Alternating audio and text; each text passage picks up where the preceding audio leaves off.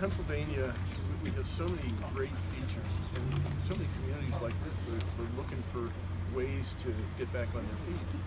And it turns out that the communities all across Pennsylvania that have the biggest needs are the ones with the least resources.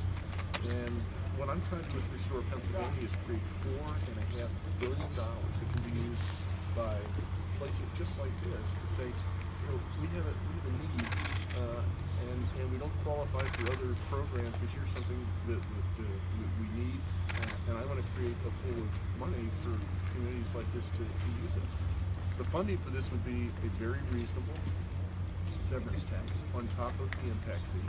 The combination of those things would be right in line with the severance taxes all the other states that have natural gas that charge a severance tax. And I think we all know we pay the severance tax, right? We in Pennsylvania, every time we fill our car up with gasoline, we're paying someone's severance tax. Texas, Louisiana, Oklahoma, Alaska, because they hold that into the price of the product. Anything made of plastic, someone's severance tax. Turns out Pennsylvania is the only state that doesn't charge a severance tax, so Texans, Louisianans, people from Saudi Arabia, they don't pay for our stuff. And that's the reason, we can't afford to do things that we need in places like this. So I'm trying to do something about it, and it's a common sense approach. I don't have a backup plan. If we don't do it this way, I don't know how else to do it, but the other states are already spending the money we're giving them to pay for bridges and roads and schools. I'd just like them to help us build our schools and bridges and roads and take care of blight, mitigate floods and things like that. That's what this would be used for, and I think Lansford is a great example of how we could do some really great things if we had that kind of funds. You're traveling the state promoting this program. Yeah. What's the reception been? Are you feeling good, Governor, about this? Yeah, I am. I mean, it's one of those things that last year, as you know, we had flooding all over Pennsylvania, localized flooding. And I would go around as members of the state General Assembly, senators would go around, and it was, I don't know how you felt, it was like being at a funeral. You sort of say, I'm sorry for your loss, there's really nothing I can do. If you get federal funding, you need to get to a certain threshold. I think it's $18 million.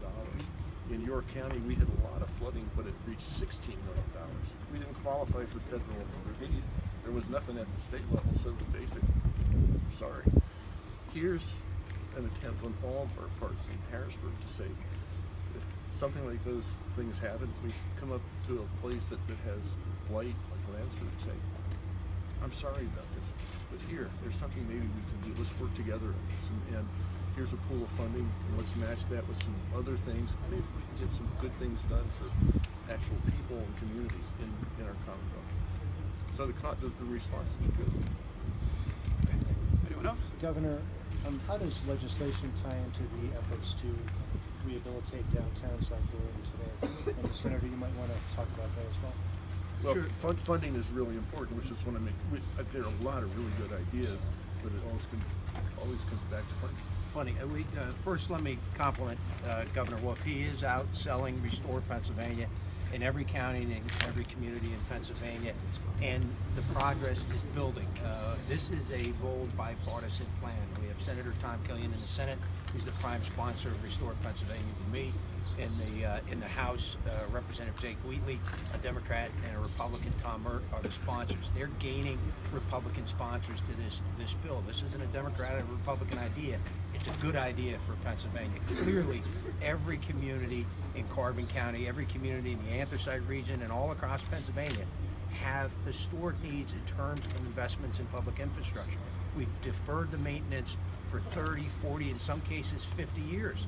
If you look at Lansford High School, built in 1960, that's over a century ago.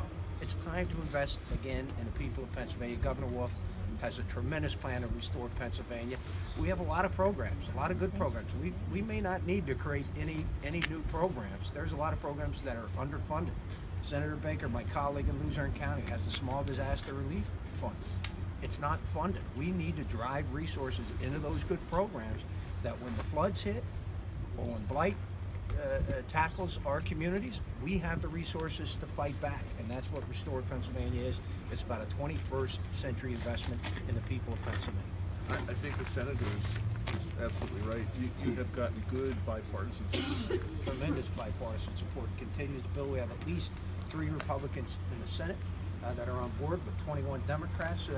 We're getting real close to getting this over the goal line. Just as co-sponsors. Just as co-sponsors, and remember, we got a severance tax out of the Senate the last time around. I think this plan is even better because this is $4.5 billion in a dedicated fund going back to 67 counties in Pennsylvania and over 2,500 municipalities. This is going to get back to the people that need it here in Lansford and all across northeastern Pennsylvania.